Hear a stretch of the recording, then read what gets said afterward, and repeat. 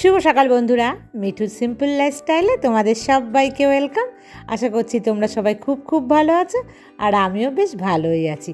আরও একটা নতুন ভিডিও তোমাদেরকে সাথে নিয়ে শুরু করছি। আর এখন ঘড়ির কাঁটাতে সকাল 10টা বাজে। এই এখন থেকেই কিন্তু আমি শুরু করলাম আজকের নতুন ব্লগ। আর বন্ধুরা, আজকে কিন্তু সকালবেলা আমার হাউস হেল্পার এসছে, মানে আজ থেকে এখন আসবে। ও আসাতে আমার কাজ কিন্তু আরেকটুখানি কমলো, মানে বাসন মাজার কাজটা ওটা কিন্তু একদমই আমি করি না, মানে খুব কম করি। টুকটাক যেগুলো অল্প স্বল্প হালকা হয় সেগুলোই কিন্তু আমি মাজি। তবে জানো তো, মা থাকতে মাই কিন্তু বাসন সিঙ্কের মধ্যে মেজে ফেলতো রান্নার সাথে সাথে টুকটুক করে। আমি যদি বলতাম রেখে দাও একসাথে আমি পরে মাজবো, মা কিন্তু তা করতো না। মানে যা হয় আর কি, মায়েরা সাথে সাথে সে মেজে ফেলতো, বললো থাক না তুই তো করবি, আমি একটু করে দিই। আর আমার কিন্তু বেশ মজাই ছিল, মানে আমি যে খুব একটা কষ্ট পাইনি হাউস হেল্পার যে ছিল না, কারণ মা সেই জিনিসটা সামলে নিয়েছিল। আমি জানি মায়েরও কষ্ট হয়, কিন্তু মা তাও শুনবেই না কিছুতেই, জোর করে হলেও মা করতো। আর এবার না আমি মাকে দিয়ে একটু বেশি রান্না করিয়ে ফেলেছি। প্রত্যেকবার কিন্তু মাকে দিয়ে মানে এতটা রান্না আমি করাই না, আমি বেশি রান্না করি। আর বন্ধুরা, সকালবেলা জলখাবার আগেই খাওয়া হয়ে গেছে, আমি তারপরেই তোমাদের সামনে এসেছি।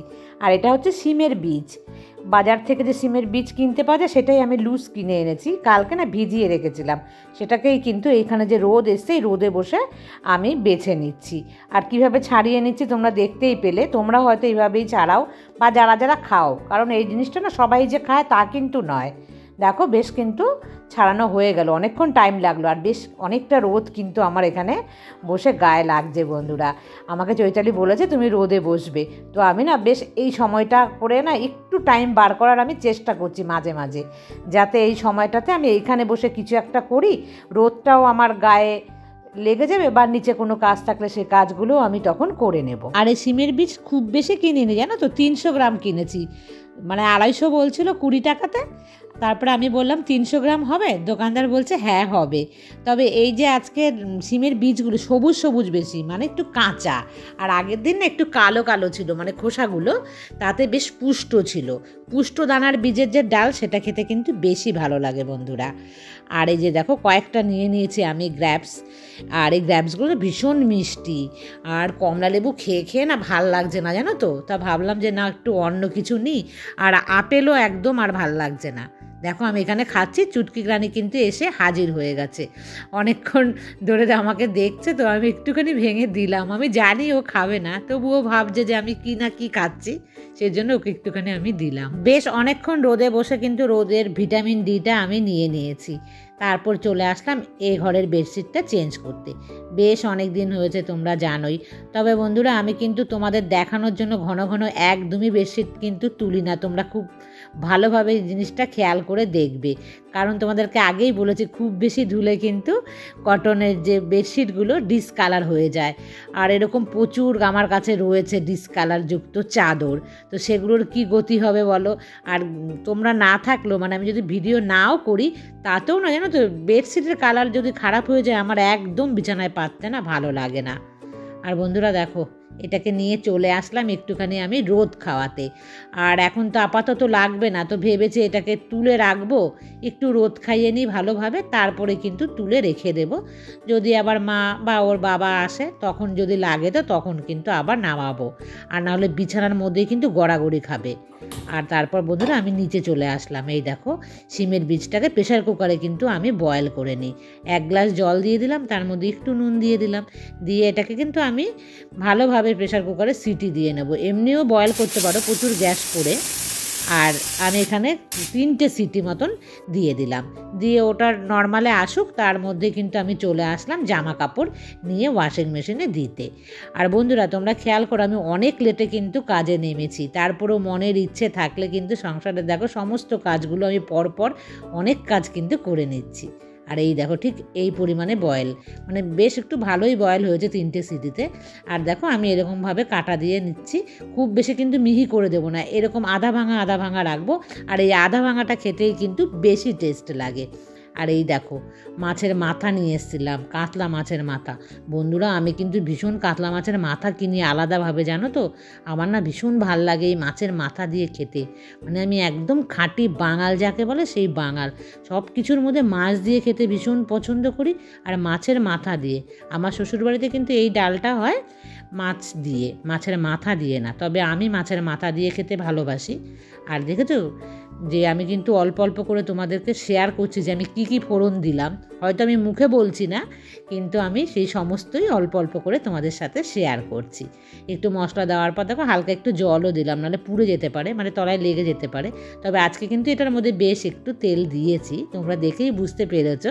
আর মাথার সঙ্গে মশলাটাকে বেশ ভালোভাবে একটু কষিয়ে নেওয়ার পর তারপরে কিন্তু এই যে আগে থেকে বয়েল করা ডালটা, মানে সিমের বীজটা, সেটা দিলাম। আর দেখো আর একটুখানি প্রেশার কুকার ধুয়ে সেটা জলটাও দিলাম, নাহলে খুব গাঢ় হয়ে যাবে।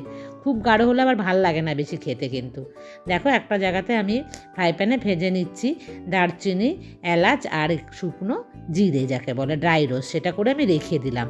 আর এই দেখো ঠিক এতটা কিন্তু ফুটে এসছে।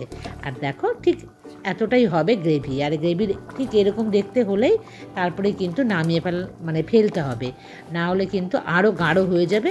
আর খেতে না বেশি গাঢ় হলে আবার ভাল লাগে না, আবার বেশি পাতলা হলেও ভাল লাগে না।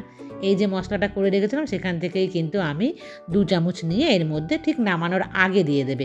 বন্ধুরা তোমরা ঘিও দিতে পারো, তবে ঘি খুব একটা আমি ভালোবাসি না বলে আমি দিলাম না। হয়ে গেছে কিন্তু রান্না। আর ততক্ষণে আমার হয়েও গেল ওয়াশিং মেশিনে জামা কাপড়। আর বন্ধুরা তোমরা চাইলে কিন্তু এই যে সিমের বীজের ডালের মধ্যে পেঁয়াজ ফোড়ন দিতে পারো। অনেকেই পেঁয়াজ দেয় ফোড়নে, তারপরে রান্না করলে ভালোই লাগে নাকি। তবে আমি পেঁয়াজ ফোড়ন দিয়ে দেখেছিলাম, আমি যেহেতু পেঁয়াজ রসুন একটু কম পছন্দ করি, তাই সে কারণে আমার খুব একটা ভালো লাগেনি।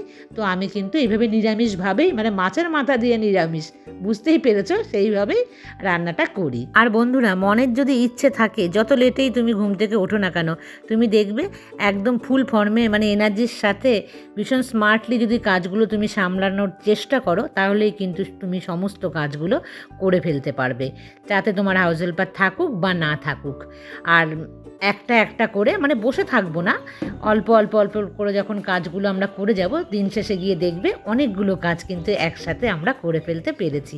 আর আজকে কিন্তু আমার ঠিক এরকমটাই হয়েছে। আমি পরপর কিন্তু সমস্ত কাজগুলো দেখো একটার পর একটা আমি করে যাচ্ছি। আর বন্ধুরা এই কম্বলও থাক, পরে এসে নেব। আর এখন স্নান পুজো দিয়ে তারপরে এসছি। এই দেখো ডাল আমি কিন্তু কড়াই থেকে আর নামাইনি, জানো তো, আমি চলে গেছিলাম ওগুলো মেলে স্নান করতে। কি রান্না হয়েছে, এই যে আগের দিন ছিল এঁচের চিংড়ি, বেশ অনেকটা, জানো তো বন্ধুরা, 3 দিন ধরে মনে হয় খেতেই হবে আমাকে। আর ডাল, এই আর কিচ্ছু কিন্তু আমি করিনি। আর এখন হচ্ছে বিকেলবেলাতেই পরিষ্কার করি, তোমরা অনেকেই জানো। আমি রান্নার পরপর কিন্তু একদমই করতে পারি না, কারণ চারিদিক তো সামলানো যাবে না যদি লেট করে কাজ করি। আর আমি কি বলো তো, ইচ্ছেও করে না, তখন মনে হয় কতক্ষণে স্নান করে পুজো দিয়ে খেতে বসবো। এটা কি তোমাদের মধ্যে হয় না? তোমরা সমস্ত কাজ সেরে তারপরে করো। আমি কিন্তু এই কাজটা রেখে দেব, শত কাজ থাকুক বা না থাকুক, আমার মনে হবে আমি রেস্ট নিয়ে উঠবো, তারপর গিয়েই আমি কিচেন পরিষ্কার করব।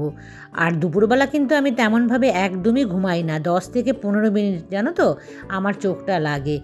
আর উঠি কিন্তু সকাল সকাল।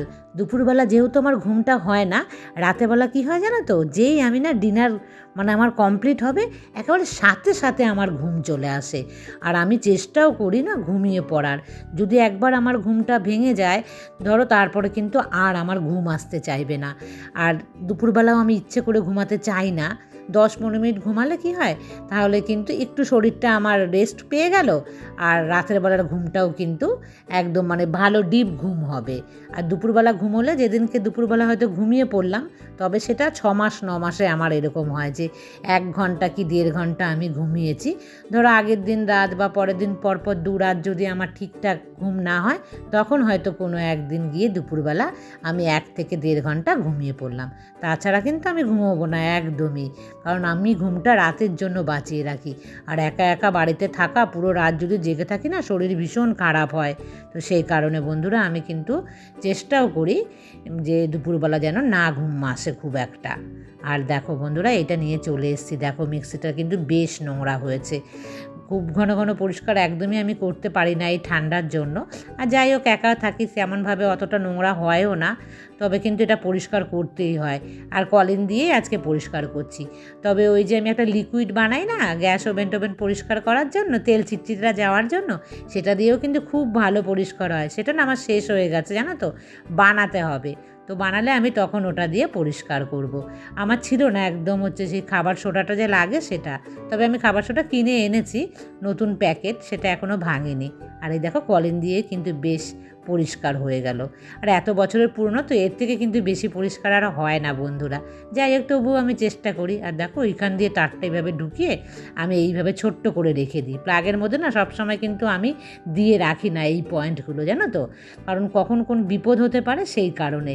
মানে যেগুলো খুলে রাখা সম্ভব সেগুলোই আমি খুলে রাখি, ইলেকট্রনিক্স জিনিসগুলো। রোজ যেমন খাওয়া দাওয়া স্নান আমাদের প্রত্যেক দিন করতে হয়, ঠিক তেমনি কিন্তু এই যে কিচেন পরিষ্কার করা, এই ফ্লোর পরিষ্কার করা, এগুলোও কিন্তু দৈনন্দিন কাজ।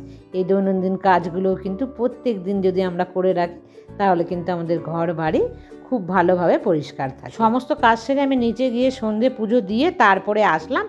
এখন আমার জল খাওয়ার টাইম। তো বন্ধুরা, আজকের মতন কিন্তু ভিডিওটা আমি এই পর্যন্তই রাখছি।